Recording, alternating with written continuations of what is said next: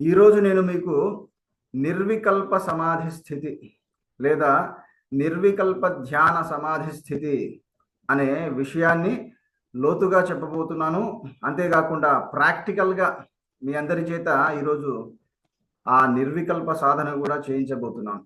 కాబట్టి ముందు థియరీని బాగా వినండి. ముందు ఈ థియరీని బాగా అర్థం చేసుకోండి. ఆ తర్వాత ప్రాక్టికల్ మీకు ఆటోమేటిక్గా అర్థమవుతుంది. చూడండి, నిర్వికల్పం అనే పదంలో వికల్పం అనేది వినిపిస్తూ ఉంది. వికల్పం అంటే అర్థం ఏమిటి? వికల్పం అంటే ఒక ఆలోచన, ఇది ఫలానా అనే ఒక ఆలోచన. ఇది రాసుకోండి. మన మనస్సు రెండు విధాలుగా ఉంటుంది, సవికల్పము, నిర్వికల్పం. సవికల్పం అంటే ఈ ఆలోచనలతో, అంటే ఇది ఫలానా, నేను ఫలానా అనే ఆలోచనలతో నిండిపోయి ఉంటుంది. అలాంటి మనస్సును సవికల్ప మనస్సు అంటారు. మరి నిర్వికల్ప మనస్సు అంటే ఆ మనస్సులో ఈ ఆలోచనలు ఏవీ ఉండవు. ఏ ఆలోచనలు? నేను ఫలానా, ఇది ఫలానా అనే ఆలోచనలు అస్సలు ఉండవు. అయితే మరి ఏముంటుందయ్యా అంటే అటెన్షన్, కంప్లీట్ అటెన్షన్ అనేది ఉంటుంది, లేదా పరిపూర్ణమైన సావధానత ఉంటుంది. కాబట్టి ఇక్కడ నిర్వికల్ప సమాధి స్థితి అనేది ఎప్పుడు సిద్ధిస్తుందంటే, మొదట మన మనసులో ఉండే వికల్పాలు లేదా ఇది ఫలానా అనే ఆలోచనలు లయమైపోవాలి. అది నేను ఫలానా లేదా ఇది ఫలానా అనే ఆలోచనలు లయమైనప్పుడే మనకు సమాధి స్థితి, నిర్వికల్ప సమాధి స్థితి అనేది సిద్ధిస్తుంది. అయితే మరి ఈ వికల్పాలను ఎలా లయం చేసుకోవాలి? ఈ వికల్పాలు ప్రతి సందర్భంలో ఉంటాయి, గుర్తుపెట్టుకోండి. మీకు మెలకువ ఎప్పుడైతే వస్తుందో, గాఢ నిద్ర నుండి మీకు ఎప్పుడైతే మెలకు వస్తుందో, ఆ మెలకు వచ్చిన మరుక్షణం నుండి ఈ వికల్పాలు పైకి వస్తాయి.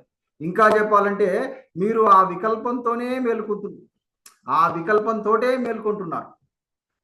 ఈ పాయింట్ బాగా గుర్తుపెట్టుకోండి. మీరు మేలుకుంటున్నారంటే దాని అర్థం ఏమిటి? నేను ఫలానా అనే ఆలోచనతోనే మేలుకుంటున్నాను అంటే ఆ వికల్పంతో తాదాత్మ్యత చెంది మేలుకుంటున్నారు. అర్థమవుతుందా? నేను ఫలానా అని అనుకుంటూ మీరు మేలుకుంటున్నారు.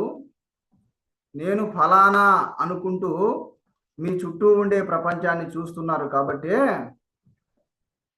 ఈ ప్రపంచం కూడా మీకు ఎలా కనిపిస్తుంది? ఇది ఫలానా అని అనిపిస్తుంది. చూడండి, కాబట్టి ఎక్కడుంది సమస్య? మొదట సమస్య మీలో ఉంది.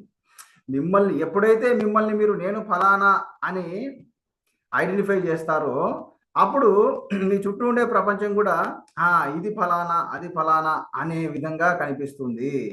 చూడండి, మరి ఇవన్నీ కూడా వికల్పాలే. మీరు ఏదైనా పని చేసేటప్పుడు నేను ఫలానా పని చేస్తున్నాను అని అనుకుంటారు.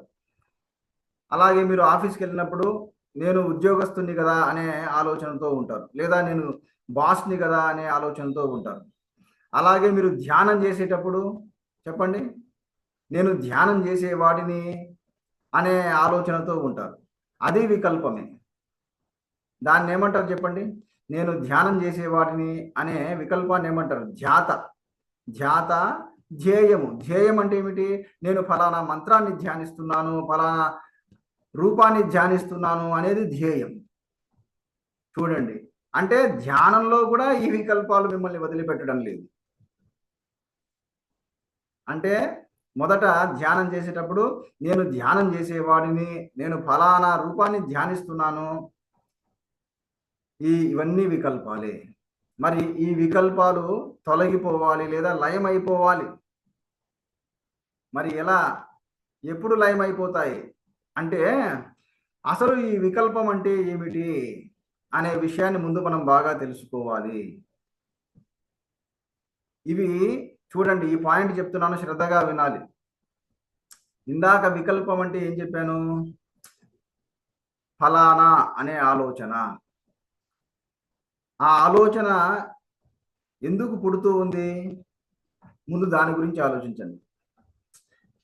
ఓ, ఇది ఫలానా వస్తువు కదా, అది ఫలానా వస్తువు కదా, ఆయన ఫలానా వ్యక్తి కదా అనే ఆలోచనలు ఎందుకు పుట్టుకొస్తున్నాయి? కారణం ఏమిటి అంటే, మీకంటే వేరుగా చూడడం వల్ల.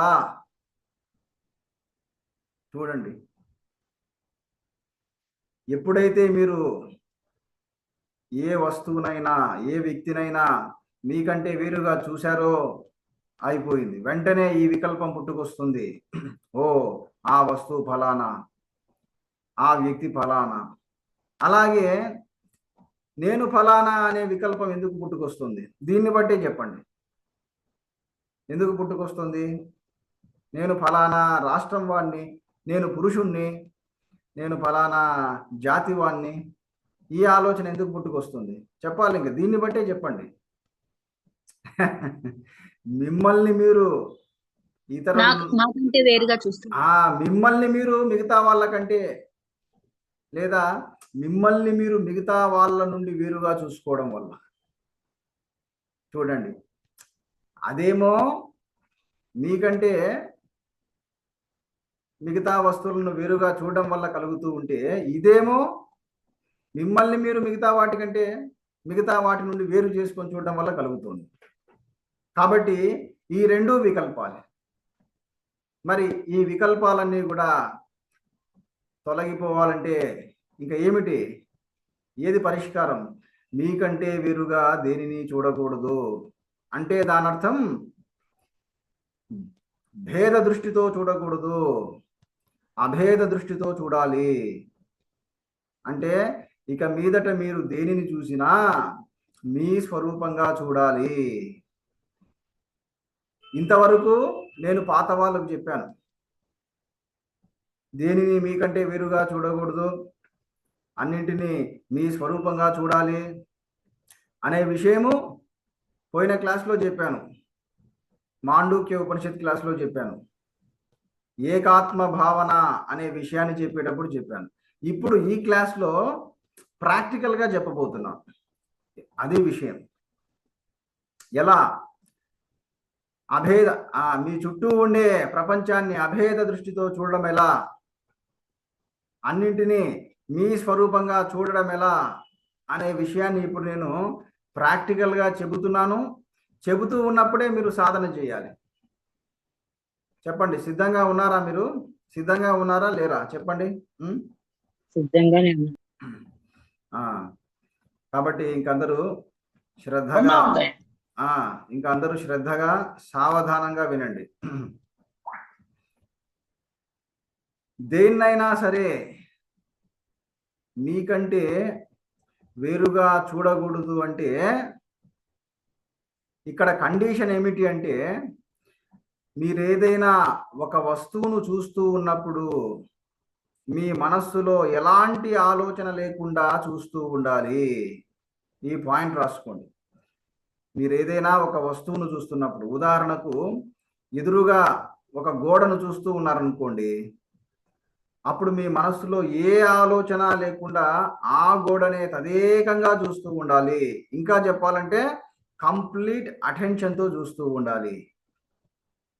మీరు ఆ గోడను చూసేటప్పుడు ఇది నల్లగా ఉందే, తెల్లగా ఉందే, ఎత్తుగా ఉందే అనే ఆలోచనలు ఏవి ఉండకూడదు మీ మనస్సులో. ఏ ఆలోచనలు లేకుండా ఎలా చూడాలని చెప్పాను? కంప్లీట్ అటెన్షన్తో, ఎంతో సావధానతతో ఆ గోడను చూస్తూ ఉండాలి, లేదా మీ ఎదురుగా కనిపించే దృశ్యాన్ని చూస్తూ ఉండాలి. ఇది సాధన. ఇలా మీరు సాధన చేస్తూ ఉండగా ఏమవుతుందంటే, మీలో ఉండే అటెన్షన్ అనేది అది పెరిగిపోతుంది, అది బలపడుతుంది. ఎప్పుడైతే మీకు కంప్లీట్ అటెన్షన్ సిద్ధిస్తుందో, ఎప్పుడైతే మీ మనస్సు కంప్లీట్ అటెన్షన్తో ఉంటుందో, అప్పుడు ఏమవుతుందంటే ఆ అటెన్షన్లో మీరు ఉండరు. అంటే నేను ఫలానా అనే ఆలోచన ఉండదు. ఆ ఆలోచన ఏమైపోయి ఉంటుంది చెప్పండి? ఆ అటెన్షన్లో అది లైవ్ అయిపోయి ఉంటుంది. చూడండి, అద్భుతమైన పాయింట్ ఇది.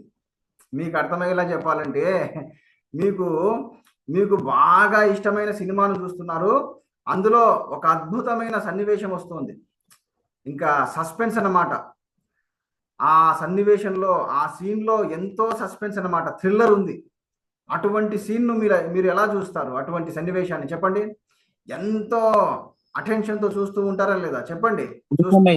చూస్తారు. ఆ, నేను అప్పుడు అయిపోతున్నాను. అప్పుడు ఏమవుతుంది? అప్పుడు ఏమవుతుందంటే అప్పుడు మీరు ఉండరు. ఆ అటెన్షన్ లో మీరు ఉండరు. అంటే నేను ఫలానా వాణ్ణి అనే ఆలోచన ఉంటుందా మీలో? చెప్పండి. నేను ఉండదు.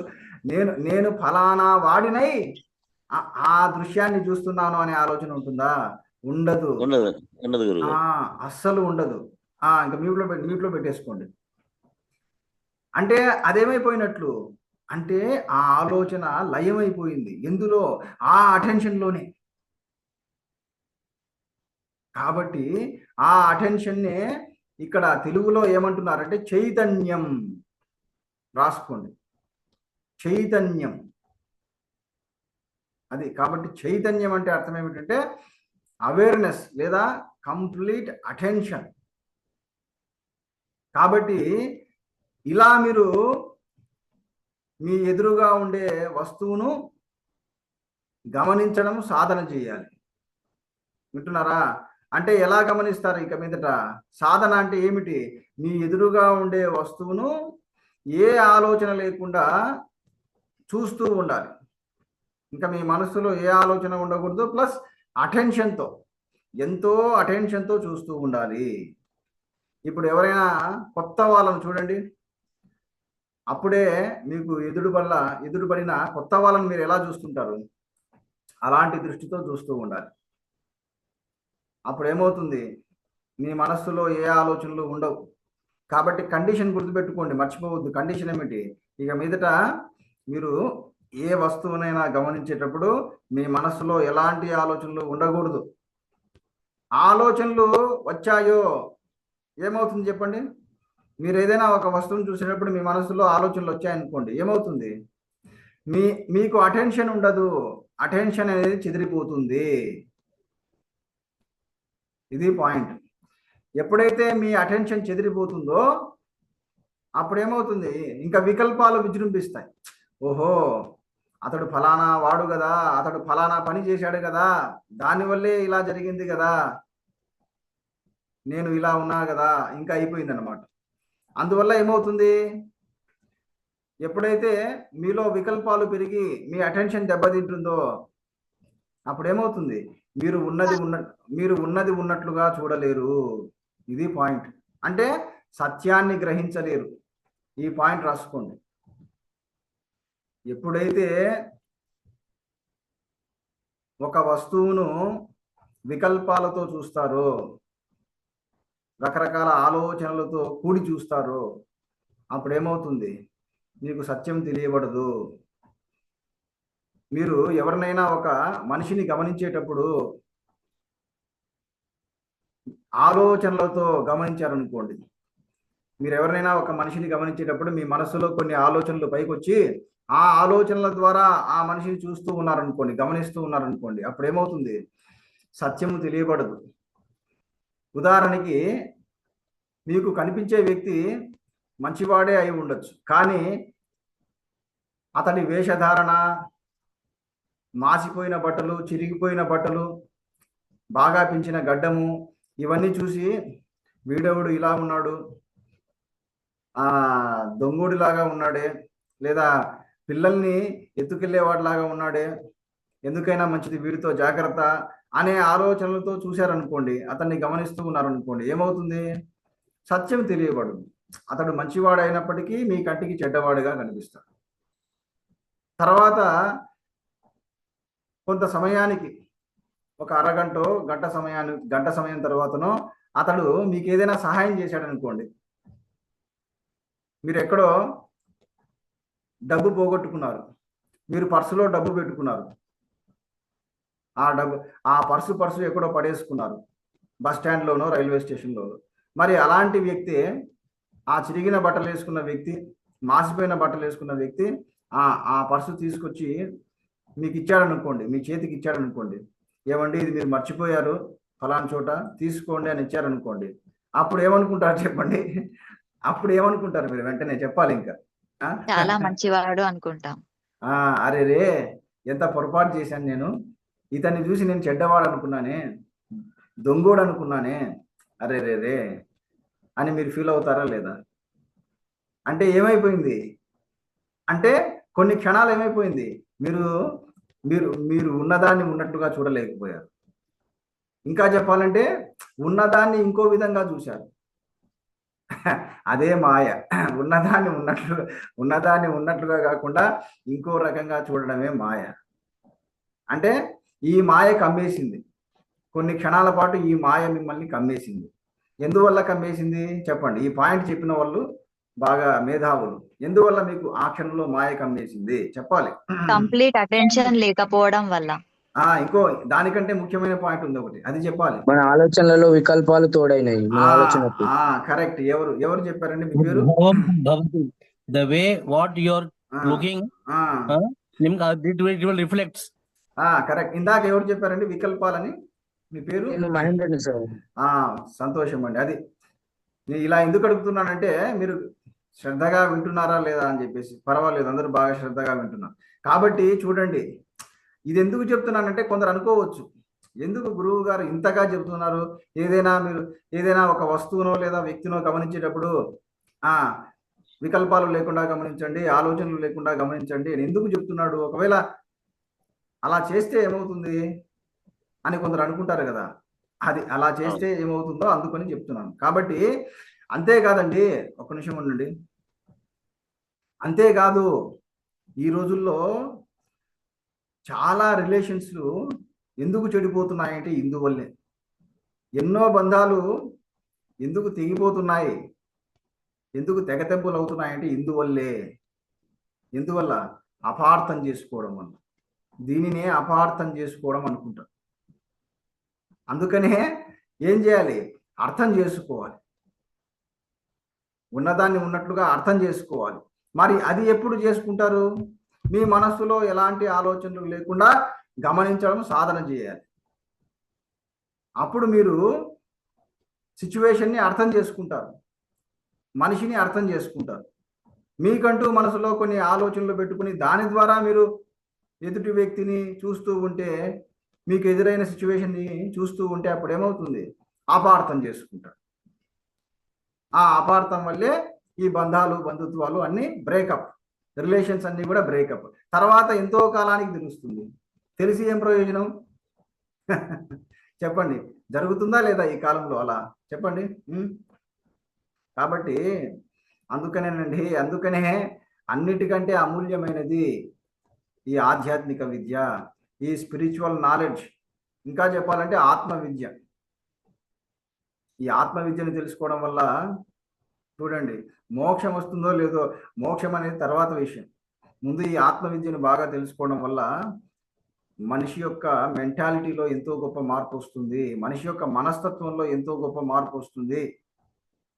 గుర్తుపెట్టుకోండి. సరే, ఇప్పుడు ఎక్కడున్నా మనం? ఎక్కడి నుంచి ఎక్కడ దాకా వచ్చాము? ఏ పాయింట్? కాబట్టి ఈ వికల్పాలన్నీ ఎందుకు వస్తున్నాయి? ఏమిటి కారణం అంటే ఈ మీకంటే వేరుగా చూడడం వల్ల. గుర్తుపెట్టుకోండి. కాబట్టి ఇక మీదట మీకంటే వేరుగా దేనిని చూడకూడదు. అలా చూడాలంటే ఏమిటి సాధన? సాధన ఎలా మొదలు పెడతారు చెప్పండి? అభేద దృష్టితో చూడాలి. దేన్ని చూసినా ఆలోచన లేకుండా చూడాలి. Without interference of any thought. రాసుకోండి. ఇక మీదట మీరు దేనిని చూస్తూ ఉన్నా భిన్నంగా చూడకూడదు. ఆలోచనలు, థాట్ని ఇంటర్ఫియర్ చేయకండి. అది కాబట్టి ఒకవేళ థాట్స్ వస్తే అది ఎట్లా హ్యాండిల్ చేయాలి గురువు గారు? అది మీకు ఆ థాట్స్ వచ్చినా కూడా దాని మీద ఫోకస్ పెట్టకండి. వింటున్నారా? అది తదేకంగా చూస్తూ ఉండండి. మీ ఫోకస్ ఎక్కడ పెడతారు? మీకు కనిపించే వస్తువు మీదే లేదా వ్యక్తి మీదే పెట్టండి. మీ ఆలోచనల మీద పెట్టకండి. అది ఇంకా మీకు ఒక అర్థమయ్యేలా చెప్పాలంటే, మీరు ఒక మర్రి చెట్టును చూస్తున్నారు. మీరు ఒక మర్రి చెట్టును చూస్తున్నప్పుడు తదేకంగా దాన్నే చూస్తూ ఉండండి. మధ్యలో ఆలోచనలు రానివ్వకండి. ఒకవేళ వచ్చినా మీ ఫోకస్ ఆలోచనల మీద పెట్టకండి, దాని మీదే పెట్టండి. దాని మీదే పెట్టాలి. అదే అటెన్షన్ అంటే ఇక్కడ అర్థం అది. కాబట్టి మీ ఫోకస్ని మీకు కనిపించే దృశ్యం మీదే బలంగా పెట్టండి. పెట్టి దాన్నే చూస్తూ ఉండండి. అప్పుడు ఏమవుతుందంటే అటెన్షన్ అనేది పెరుగుతుంది. ఆ అటెన్షన్ అనేది బాగా పెరగాలి. పెరిగి అది ఇంక కంప్లీట్ అటెన్షన్గా మారిపోవాలి. ఎంతగా అంటే మిమ్మల్ని మీరు మర్చిపోయేంతగా. ఈ పాయింట్ మర్చిపోవద్దు. ఏదో మీరు మీ ఎదురుగా ఉండే వస్తువును గమనించండి గమనించండి అంటే ఏదో పైపైన గమనించడం కాదు. ఎంతలా గమనించాలి? ఆ గమనికలో, ఆ అబ్జర్వేషన్లో, ఆ అటెన్షన్లో మిమ్మల్ని మీరు మర్చిపోవాలి. అప్పుడేమవుతుంది? ఎప్పుడైతే మిమ్మల్ని మీరు మర్చిపోతారో, ఇది కూడా కరెక్ట్ వర్డ్ కాదు ఇక్కడ. మిమ్మల్ని మీరు మర్చిపోవడం అంటే నేను ఫలానా అనే ఆలోచన లయమైపోవడం. అది గుర్తుపెట్టుకోండి. అది కాబట్టి మీరు కంప్లీట్ అటెన్షన్తో ఒక వస్తువును చూస్తూ ఉన్నప్పుడు ఏమవుతుందంటే నేను ఫలానా కదా అనే ఆలోచన లయమైపోతుంది. అది లయం అయిపోవాలి. ఎప్పుడైతే అది లయమైపోతుందో అప్పుడు ఏమవుతుందో తెలుసా? నేను చూసేది ఫలానా అనే ఆలోచన కూడా లయమైపోతుంది. ఇది అసలైన పాయింట్. ఇదండి అసలైన పాయింట్. అంటే ఈ డ్యూయాలిటీ అనేది లయమైపోతుంది. ఈ ద్వంద్వ భావన అనేది లయమైపోతుంది. అంటే ఇటు చూసేవాడు, చూడబడేది రెండు కూడా లయమైపోతున్నాయి. ఎందులో లయమైపోతున్నాయి చెప్పండి? చెప్పాలి ఇంకా. అటెన్షన్లో, ఆ కంప్లీట్ అటెన్షన్లో లేదా ఆ చైతన్యములో.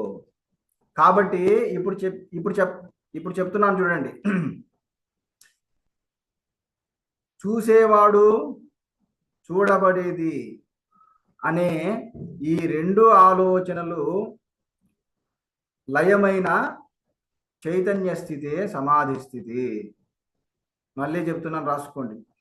చూసేవాడు, చూడబడేది అనే ఈ రెండు ఆలోచనలు లేదా ఈ రెండు వికల్పాలు లయమైన ఆ అటెన్షన్ స్థితే,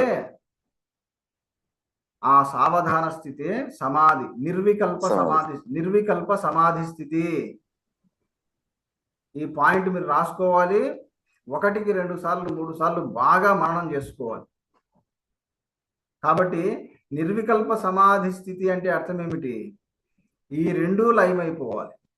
నేను ఫలానా అనే వికల్పము, నేను చూసేది ఫలానా అనే దృశ్యం తాలూకు వికల్పము రెండు లయమైనప్పుడు ఉండే అటెన్షన్, కంప్లీట్ అటెన్షన్. చూడండి, అది సమాధి స్థితి అంటే దీన్ని బట్టి ఏమర్థమైంది?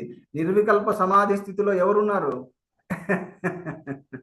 అంటే ఆ నిర్వికల్ప సమాధి స్థితిలో నేను ఫలానా అనే జీవుడు లేడు, నేను చూసేది ఫలానా అనే ప్రపంచం లేదు, జగత్తు లేదు. బాబా చూసారా నిర్వికల్ప సమాధి ఎంత గొప్పదో? ఆ నిర్వికల్ప సమాధి స్థితిలో చూసే జీవుడు లేడు, చూడబడే జగత్తు లేదు. అయితే ఏముంది? చైతన్యం ఉంది, ఆ కంప్లీట్ అటెన్షన్ ఉంది. ఆ చైతన్యమే ఆత్మ చైతన్యం. అదే మన అసలైన రూపం, స్వరూపం. అదే సత్ చిత్ ఆనంద రూపం. అది శాశ్వతం. దానికి చావు పుట్టుకలు లేవు, దానికి జనన మరణాలు లేవు. ఆ స్థితికి, అంత మహోన్నతమైన ఆ సమాధి స్థితికి లేదా దానికి మరో పేరే బ్రాహ్మీ స్థితి. రాసుకోండి ఈ పాయింట్లన్నీ కూడా. దానికి ఇంకో పేరేమిటి? బ్రాహ్మీ స్థితి. చెప్తాడు కదా శ్రీకృష్ణుడు భగవద్గీతలో, ఏషా బ్రాహ్మీ స్థితి పార్థ నైనాం ప్రాప్య విముహ్యతి స్థిత్వా స్యామంతకాలేపి బ్రహ్మ నిర్వాణమృచ్చతి. కాబట్టి నాయన ఈ బ్రాహ్మీ స్థితి యొక్క స్పర్శను మీరు పొందండి. ఈ సమాధి స్థితి యొక్క స్పర్శను మీరు పొందండి. ఈ స్పర్శను మీరు ఏ కొంచెం పొందినా, ఏ రవ్వంత పొందినా ఏమవుతుందో తెలుసా? ఇంకా మీ మనస్సు మళ్ళీ వ్యామోహము పడదు. ఇంకా మీ మనస్సు ఇంకా ఎప్పుడు కూడా ఈ బయట విషయాల పట్ల ఇంకా వ్యామోహం చెందదంట. ఇంకా సదా మీ మనస్సు ఎల్లప్పుడూ ఆ నిశ్చల స్థితిలో, ఆ పరమశాంత స్థితిలో ఉంటూ, ఆ బ్రాహ్మీ స్థితిలో ఉంటూ చివరికి ఏమవుతుంది? బ్రహ్మ నిర్వాణం రుచ్యతి. ఇంకా ఆ పరబ్రహ్మములో, మీ ఆత్మస్వరూపంలో ఆ మనస్సు లయమైపోతుంది. అంటే ఆ జీవుడు లయమైపోతున్నాడు.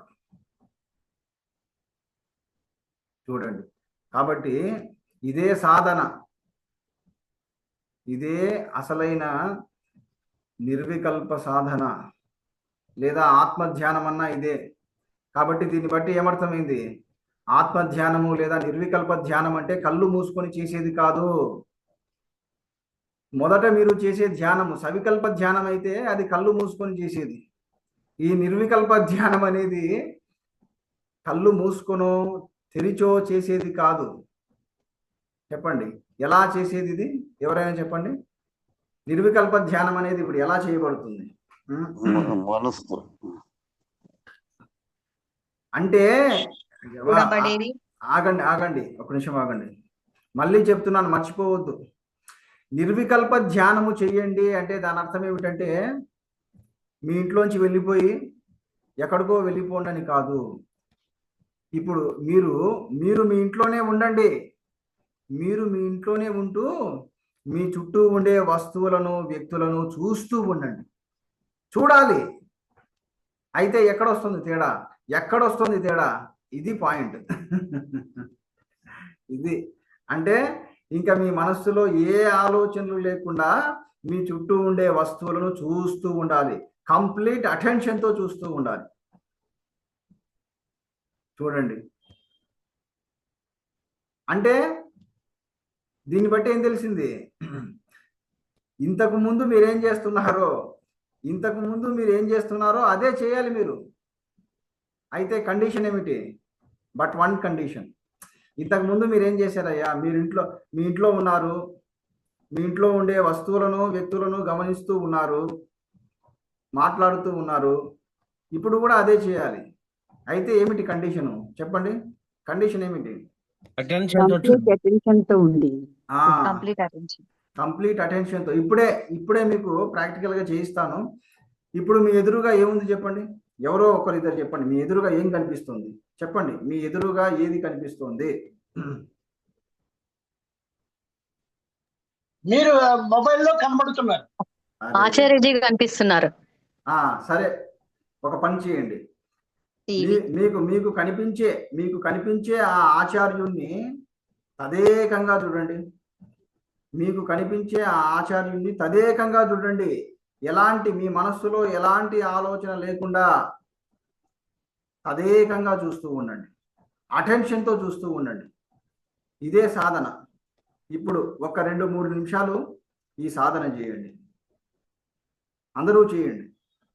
మీ మనస్సులో ఏ ఆలోచనలు లేకుండా మీ ఎదురుగా కనిపించే వస్తువును కంప్లీట్ అటెన్షన్తో చూడండి.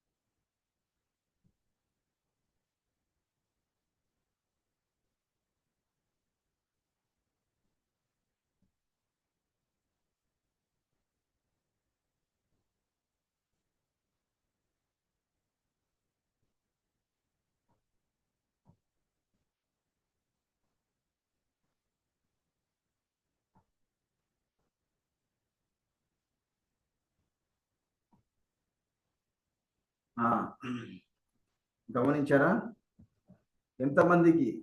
ఎంతమంది ఆలోచనలలో చిక్కుకోకుండా గమనించారు? చెప్పండి. ఆలోచనలో చిక్కుకోకుండా లేదా అసలు ఆలోచనలు రాకుండా. ఇక్కడ 2 ఆప్షన్స్ ఉన్నాయి. ఒకరు అసలు మనసులో ఏ ఆలోచనలు లేకుండా గమనించిన వాళ్ళు ఎంతమంది, మనసులో ఆలోచనలు వస్తూ ఉన్నా కూడా వాటిలో చిక్కుకోకుండా గమనించిన వాళ్ళు ఎంతమంది? ఏ కేటగిరీకి వస్తారు మీరు చెప్పండి. పర్వాలేదు చెప్పండి. మనసులో ఆలోచనలు వస్తూ ఉమ్, గమనిస్తున్నాను గురూజీ. కరెక్ట్. తర్వాత మనసులో ఆలోచనలు లేకుండా గమనించిన వాళ్ళు ఎవరు లేరా? ఈ కొన్ని క్షణాలు మీ మనసులో ఏ ఆలోచనలు రాకుండా. ఆలోచన లేదు గురుజీ. నేను చూశాను గురుగారు, చేశాను. ఆలోచన లేకుండా ఏ ఆలోచన కానీ అసలైన పాయింట్ చెప్పాలి ఈ సందర్భంగా. ఎవరు చెప్తారా అని చూస్తున్నా. అసలైన పాయింట్ చెప్పండి. అది వచ్చినా మనను డిస్టర్బ్ చేయకుండా మిమ్మల్ని చూస్తాను. చూసారా? ఇదే మాయ. నేను చెప్పిన దాంట్లో అసలైన పాయింట్ ఉందయ్యా. అది కాదయ్యా. నేను కరెక్ట్. ఎవరు? నేను ఫలానా అని మిమ్మల్ని మీరు మర్చిపోయి గమనించిన వాళ్ళు ఎంతమంది చెప్పండి అయ్యా, నిజంగా చెప్పండి. నేను చూసాను గురుజీ. నేను చూసాను గురుజీ. అది ఇంకా అది చూడండి. అది అస్సలైంది. అది అంటే నన్ను చూసేటప్పుడు లేదా మీ ఎదురుగా ఉండే ఒక వస్తువును చూసేటప్పుడు ఇంకా మీ అటెన్షన్ పెరుగుతూ పెరుగుతూ పెరుగుతూ ఏమైపోవాలంటే నేను ఫలానా అనే ఇంకా ఆ థాట్ పోవాలి, లైమ్ అయిపోవాలి. అప్పుడు ఏమవుతుంది? ఈ ఆలోచన పోతుంది, అప్పుడు ఆ ఆలోచన పోతుంది. అర్థమైందా? అంటే ఈ 2 కూడా ఇంటర్ రిలేటెడ్. ఈ పాయింట్ రాసుకోండి. చూసేవాడు ఉన్నంత వరకే చూడబడేది కనిపిస్తూ ఉంటుంది. అద్భుతమైన పాయింట్ ఇది. రాసుకోండి అయ్యా, ఇటువంటి పాయింట్స్ రాసుకోవాలి. అందుకని దీన్నే ఏమంటారు? రిలేటివిటీ అంటారు. ఏమంటారు? రిలేటివిటీ అంటే దాని అర్థం ఏమిటి?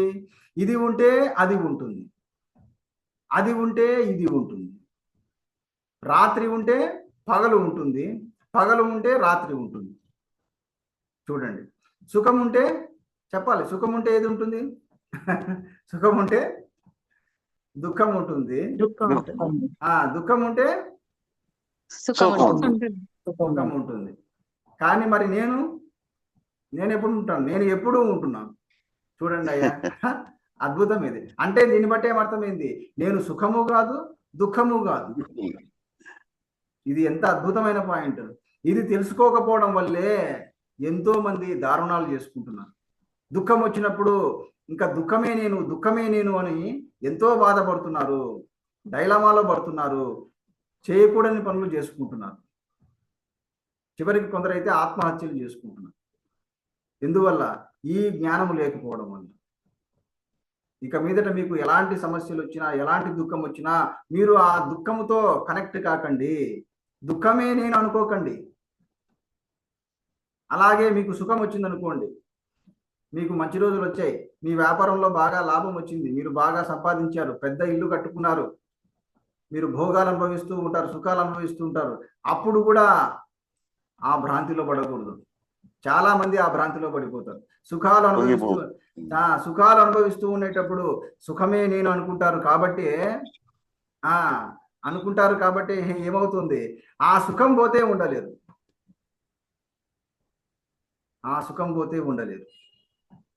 చూడండి. కాబట్టి సుఖ దుఃఖాన్ని సమానం